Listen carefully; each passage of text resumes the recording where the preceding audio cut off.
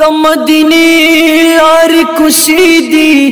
لګ په خیال ګرځا د پاک رسول دا په نقشې دی لګ په خیال ګرځا کوست کېږي نو د خپل پځه پستر ګو ګرځا